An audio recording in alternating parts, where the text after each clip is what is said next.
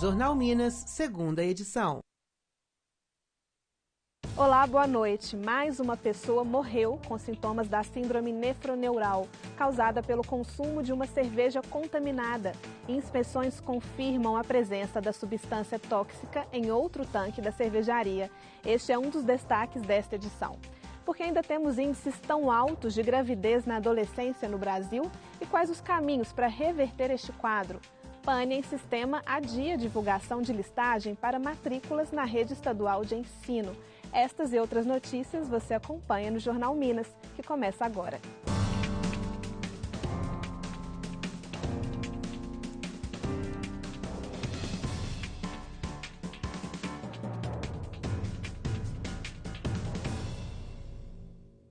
A Polícia Civil confirmou hoje que subiu para 18 o número de casos de síndrome nefroneural investigados em Minas Gerais. Ainda pela manhã também foi confirmada a segunda morte, que estaria relacionada ao consumo da cerveja Belo Horizontina. O paciente morreu no Hospital Mater Dei, região centro-sul de Belo Horizonte. O corpo vai passar por exames e perícia no Instituto Médico Legal. Pelo estado, começam a surgir vários casos suspeitos da mesma contaminação. Há relatos em Araxá, Arcos, Itaúna e Divinópolis, mas nenhum dos pacientes está hospitalizado.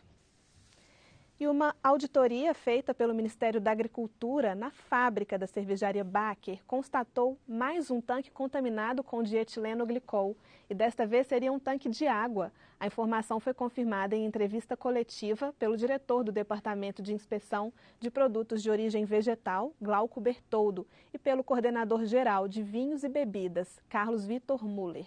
A constatação leva a crer que a contaminação pela substância tóxica possa ter começado numa etapa anterior à que se pensava. Quando a polícia apresentou o resultado daquele primeiro lote coletado, ao que me parece, na residência de uma das vítimas, ela teve a preocupação de trazer essa amostra aqui para Brasília, no laboratório da Polícia Civil aqui, e foi constatado por eles que essa amostra estava violada. Então, realmente, ela saiu da fábrica. E nós coletamos produtos de tanque dentro da fábrica de produto contaminado. Então, isso nos levou a concluir que a contaminação era proveniente dentro da fábrica. Eu acho que o fato importante, mais do que verificar que tem diferentes tanques envolvidos no processo das cervejas contaminadas, é o fato de a gente ter identificado a presença das moléculas na água de processo. Ainda segundo o Ministério da Agricultura, com base nesta contaminação, a produção de todas as bebidas da Baker estaria comprometida. Os técnicos também informaram que trabalham com 3 hipóteses: sabotagem, vazamento ou uso incorreto da substância. Ainda segundo as fontes do Ministério, prevalece a ordem para que a empresa recolha imediatamente do comércio toda a sua produção desde outubro. Em nota, a Baker informou que recorreu à Justiça para obter mais tempo para organizar o processo de recolhimento. As pessoas que compraram ou consumiram cervejas da Baker dos lotes que apresentaram amostras contaminadas com a substância tóxica dietilenoglicol têm direito à indenização, de acordo com o PROCON do Estado. O Judiciário irá se basear nas regras da lei do recall para acionar a cervejaria. O Ministério Público Estadual deverá ajuizar uma ação contra a cervejaria Baker pela intoxicação causada pela cerveja Belo Horizontina. Na verdade, os consumidores que consumiram os lotes contaminados, eles ficariam muito bem resguardados se a empresa sentasse com o Ministério Público e definisse amigavelmente um acordo para ressarcimento desses consumidores. Se isso não acontece, seria uma ação civil pública proposta, em que o juiz faria, dependendo naturalmente da ação, uma decisão genérica fixando o direito à indenização por parte dos consumidores e, posteriormente, cada consumidor comprovaria para o juiz o seu direito e aí liquidaria o dano, quer dizer, calcularia o prejuízo de cada um. Em coletiva, o coordenador do PROCON estadual também afirmou que os consumidores que tiverem em casa outros rótulos da cervejaria podem pedir o reembolso do dinheiro pago nos estabelecimentos onde adquiriram o produto. Não é necessário apresentar nota fiscal, apenas a garrafa da bebida não consumida. Com relação aos produtos que não são os contaminados, ele deve procurar ou o fabricante ou o comerciante para devolver e receber de volta aquilo que ele pagou. Já para quem tem a cerveja Belo Horizontina, a recomendação é entregar o produto imediatamente, independente do rótulo, em uma das administrações regionais da cidade. No interior, as prefeituras devem indicar o local para devolução. O simples fato de ter adquirido a cerveja Belo Horizontina dos lotes denunciados dá ao consumidor o direito de recorrer à justiça contra a cervejaria. Afinal, ele foi exposto ao risco. Mas não há como determinar o valor de uma possível indenização. A indenização sempre se mede pela extensão do dano. Então, a pessoa que consumiu os lotes contaminados e teve um problema de saúde, a indenização ela é proporcional ao problema de saúde que ele teve. A pessoa que consumiu, mas não teve um problema de saúde, em tese, ele tem direito a uma reparação por dano moral por ter sido exposto a um risco à sua saúde ou segurança. Outras informações sobre este caso você acompanha ainda nesta edição. Algumas fontes do governo federal defendem a abstinência sexual como forma de prevenção da gravidez na adolescência. Estima-se que em 62% dos casos, a gestação não é planejada. E detalhe, a cada 10 adolescentes de 15 a 19 anos grávidas, 7 são negras e 6 não estudam nem trabalham. A situação é tão alarmante que já é considerada uma epidemia silenciosa. Ana Laura descobriu que estava grávida aos 14 anos. De lá para cá, ela tem se desdobrado para conciliar estudos e maternidade. Ainda é muito pesado para mim. Ela fica o MEI em tempo integral e às vezes eu tenho que deixar o meu estudo para madrugada, quando ela estiver dormindo, que é quando eu consigo organizar tudo, colocar a matéria em dia. A estudante acredita que, para evitar que outras meninas tenham o mesmo destino, é preciso mais que informação. Eu acho que os pais poderiam dialogar mais sobre os métodos contraceptivos, porque a escola tem seu papel, eles falam sobre isso na escola, só que a maioria das vezes os adolescentes usam os métodos de maneira errada. Não é falta de conhecer eles usam de maneira errada. A cobrança em relação à prevenção costuma ser maior para as meninas. Ana Cristina é especialista em ginecologia da infância e adolescência. Para ela, a divisão de responsabilidades nesse momento é fundamental. Essa responsabilidade precisa ser dividida desde o início. Vamos dizer, um casal de namorados adolescentes que decide iniciar a vida sexual, ele deve procurar junto o médico, para eles discutirem juntos o método contraceptivo mais adequado àquela paciente. A responsabilidade cabe aos dois. É grande a variedade de métodos contraceptivos, inclusive disponíveis pelo SUS. Fabiano é gerente de atenção primária à saúde e conta que o acompanhamento de jovens é feito dentro do programa Saúde da Família. O SUS oferece regularmente métodos contraceptivos. Mais importante que falarmos somente dos métodos é dizer que é possível no SUS termos planejamento familiar, né? Então, as pessoas, ao procurarem uma unidade de saúde, a sua equipe de saúde da família, que é aquela equipe que conhece aquela pessoa, que acompanha ela ao longo do tempo, vai saber indicar qual que é o método mais adequado para aquela pessoa. No Brasil, a cada 1.000 meninas com idade entre 15 e 19 anos, 62 ficam grávidas. Esse número é maior que a média mundial, que corresponde a 44 adolescentes em cada 1.000. Hoje, tanto a Sociedade de Ginecologia quanto a Sociedade de Pediatria são unânimes em dizer que o melhor método para essas meninas são os métodos de longa duração, como o dispositivo intrauterino, o sistema intrauterino, o implante, tem também as injeções que duram mais tempo, 3 meses, são os melhores métodos, porque evita o que mais acontece com o público adolescente, que é o esquecimento. Eu acho que o maior desafio é um pouco dessa sensação de poder, assim, de que isso não vai acontecer comigo. Então, é preciso discutir isso com o adolescente. Nós temos uma outra questão, que ela é um pouco cultural, assim. O adolescente de hoje, ele usa menos preservativo, usa menos camisinha do que já foi usado no passado, né?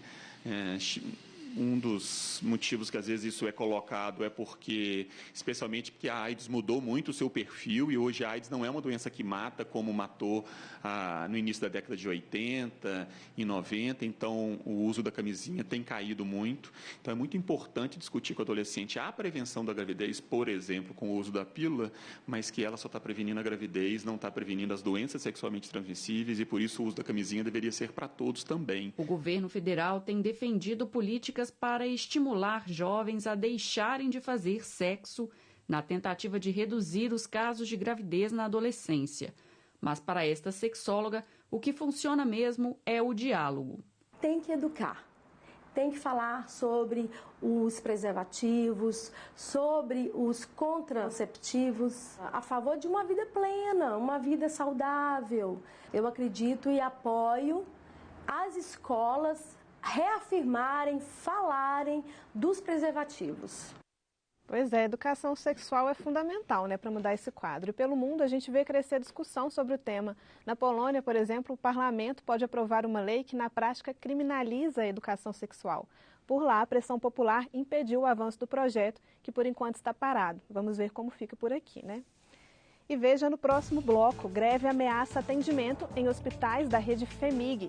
E por que a inflação anda pesando mais no bolso dos aposentados? É um instante só, a gente já volta.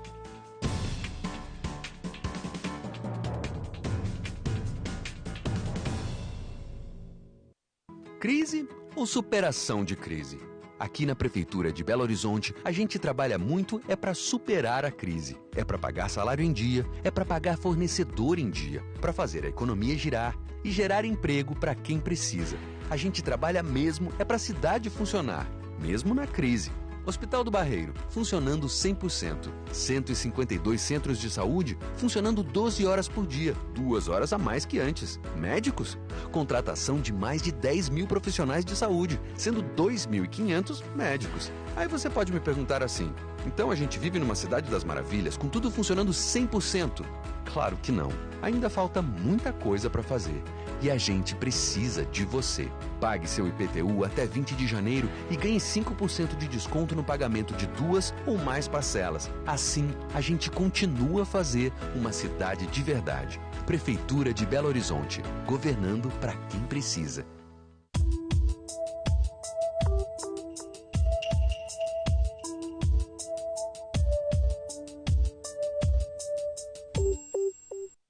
Futebol de base, futebol profissional. A bola está em jogo. Um novo olhar sobre esta paixão nacional. Mulher-se em nova temporada. Toda quarta, 20h30 da noite.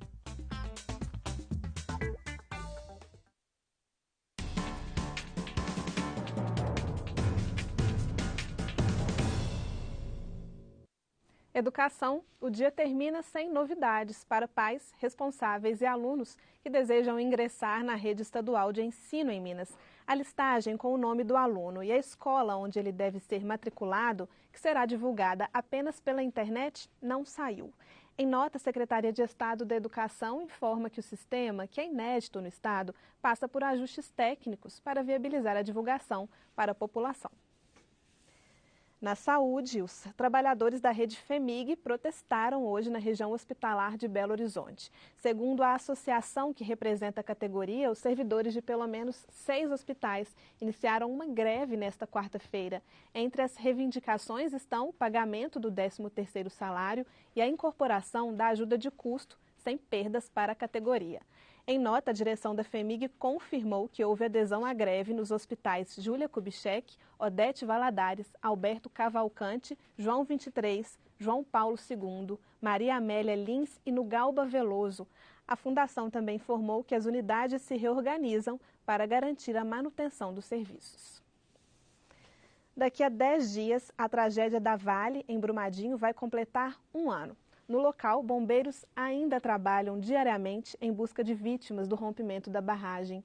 259 já foram identificadas, 11 ainda estão desaparecidas.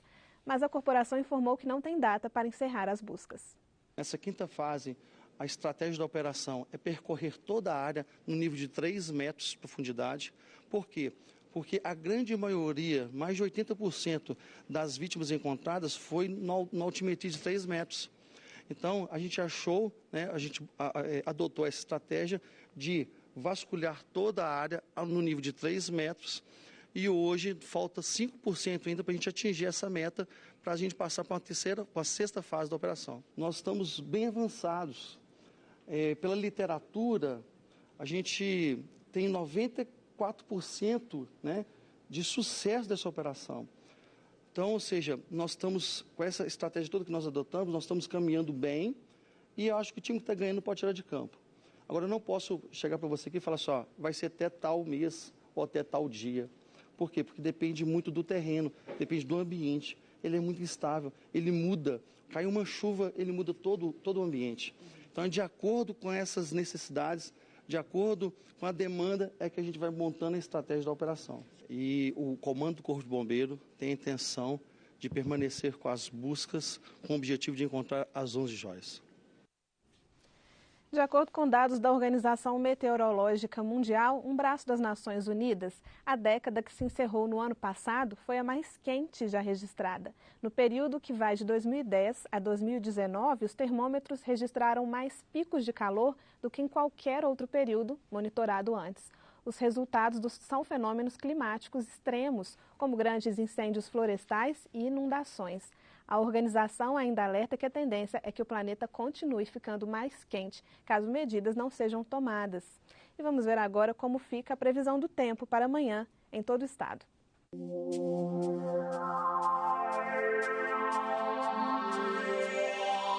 No Triângulo Oeste, Campo das Vertentes e Zona da Mata, tempo nublado com pancadas de chuva e trovoadas.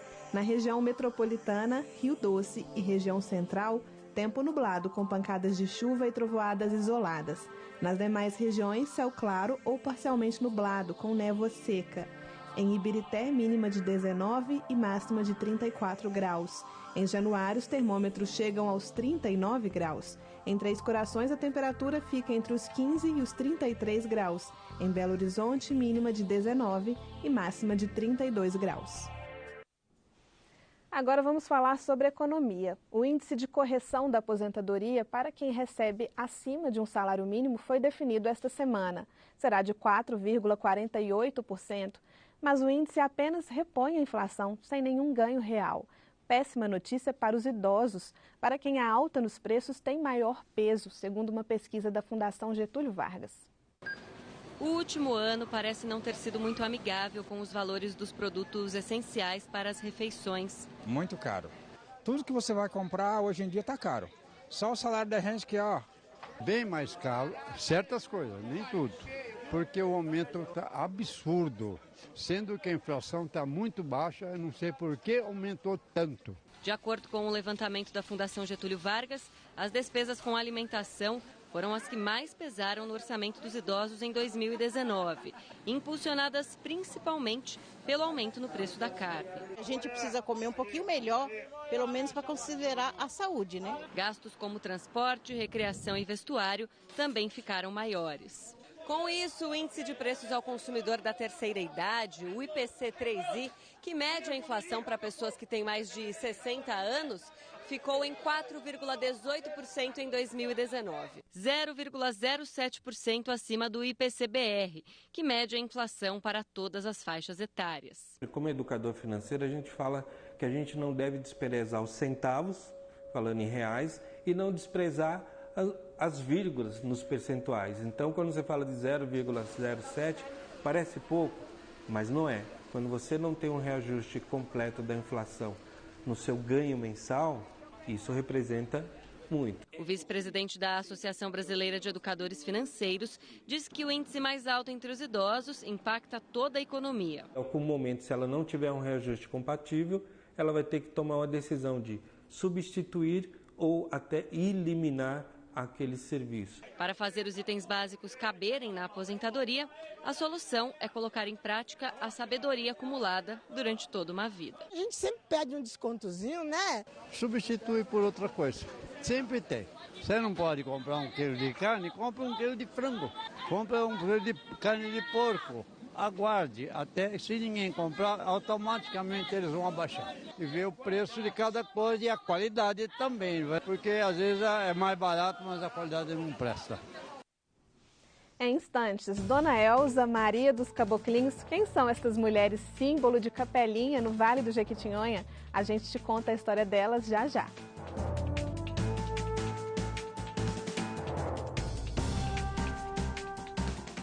Viva cada instante. Escute o seu coração.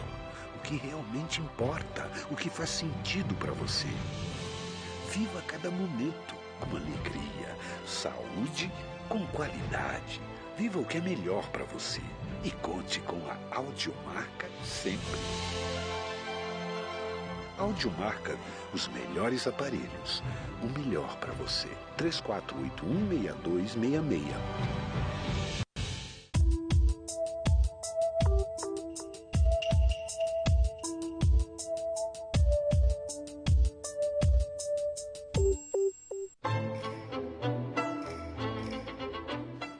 Olá, nessa semana tem música nordestina no Harmonia. Você vai conhecer o Quarteto Ancor, grupo de Pernambuco que busca valorizar a sonoridade do Nordeste, desenvolvendo trabalhos que fortalecem a composição contemporânea da região. E ainda vai conferir um concerto lindo desse quarteto com convidados especiais. Então não perca a Harmonia dessa semana, é aqui na Rede Minas e eu tô te esperando.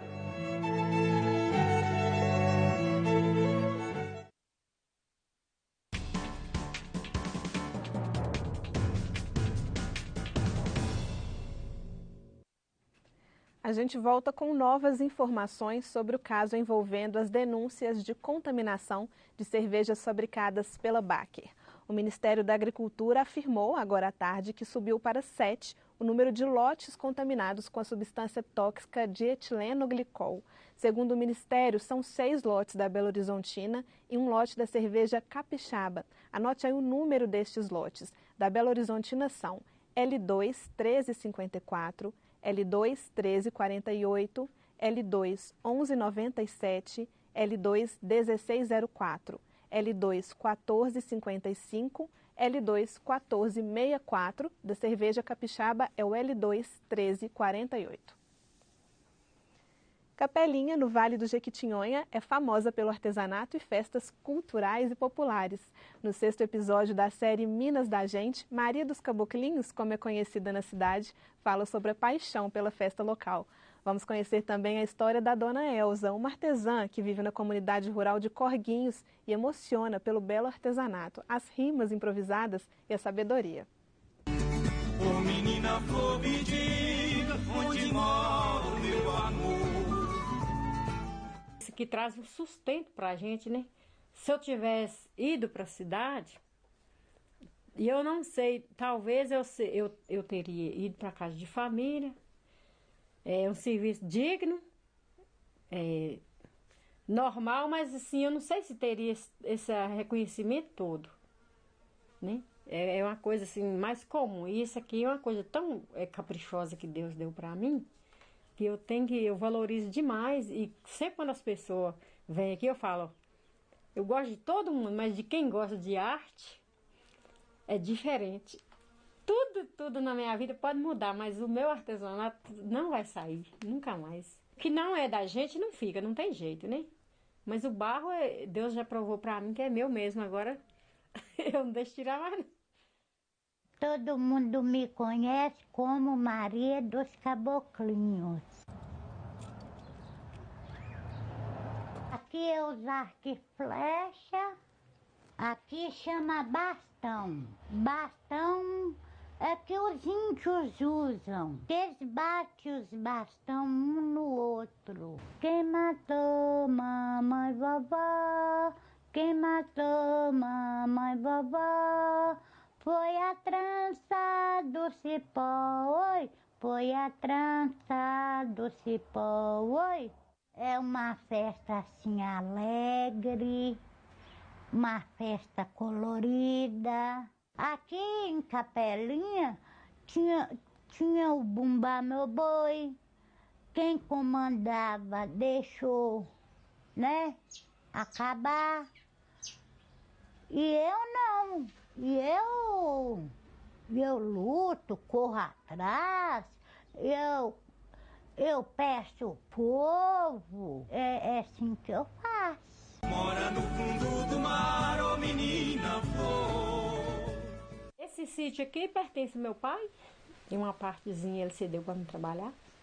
Aqui eu nasci, cresci, fui nos primeiros anos de escola.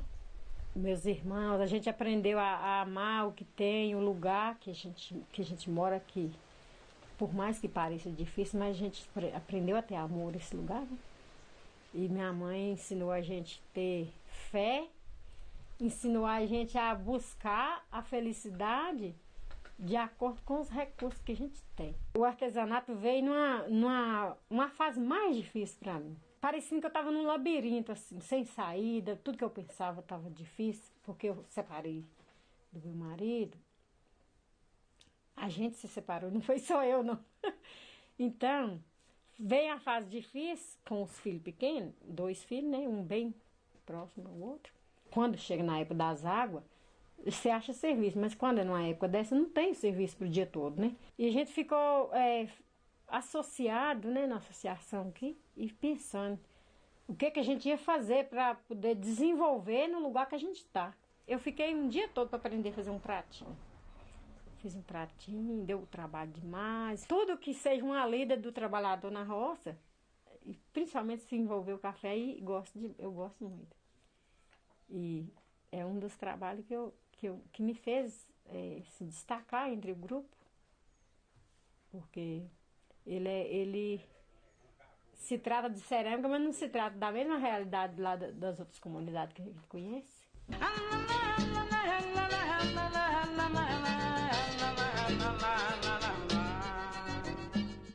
Eu sempre falo assim, com qualquer pessoa, se a sua vontade é sair, conhecer mundo, beleza, Deus não deixou chave, nem canto nenhum, trancando para você não sair. Pode sair, curtir bastante, estudar, conhecer, mas se a vontade não é de sair, é porque seu futuro é ali mesmo. Aqui mesmo eu tenho certeza que aqui tem um potencial de eu melhorar, fazer meus bonecos e comprar as coisas que eu preciso. E vou chegar lá, se Deus quiser. Ai, se a gente respirar assim, o verso vem, sabe? Eu gosto de cantar. Cantar é uma coisa assim tão gostosa, tão espontânea da gente, que eu gosto de cantar, inventar ficar decorando música, dá muito trabalho. Eu prefiro eu mesmo improvisar as minhas. Obrigado por vocês ter vindo me visitar, pois a vida é muito boa, a gente tem que cantar. Oi, ai, ai, a gente tem que cantar, fazer o serviço todo e a arte para funcionar.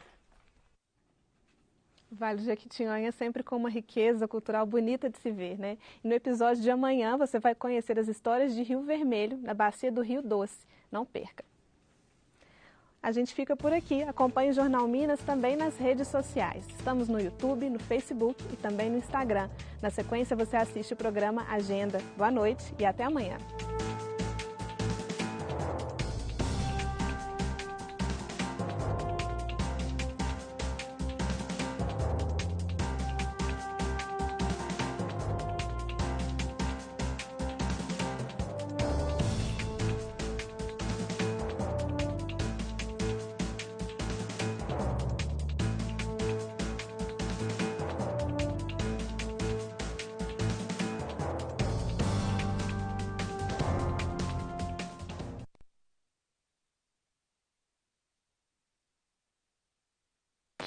Baixe o aplicativo da Rede Minas no seu smartphone e acompanhe nossa programação ao vivo. Rede Minas, mais perto de você.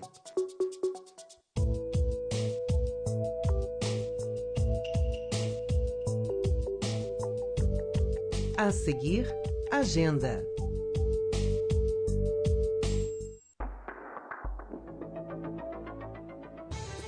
No Futurando dessa semana, florestas na Alemanha sofrem com as mudanças climáticas. E você vai saber também como o turismo desenfreado ameaça as Maldivas.